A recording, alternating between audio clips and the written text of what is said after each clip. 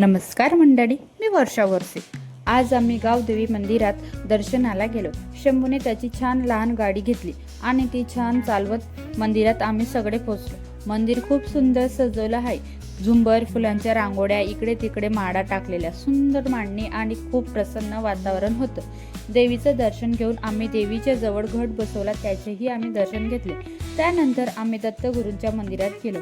तिथेही खूप छान वातावरण होतं। आम्ही प्रसाद घेतला आणि दर्शन करून समाधान मिळालं।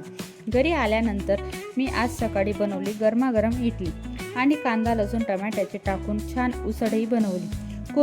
खूपच टेस्टी झाली होती। सगळे मिळून आम्ही जेवायला बसलो। घरातला तो आनंद आणि एकत्र जेवण्याचा क्षण खूप छान होता। अशीच आमची आजची दिवसभराची छोटीशी सफर झाली।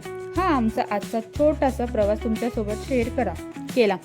तुम्हाला आजचा अनुभव आवडला असेल तर नक्कीच सांगा आणि अशाच छान छान व्हिडिओ बघण्यासाठी मला फॉलो नक्कीच करा। Take care friends and bye.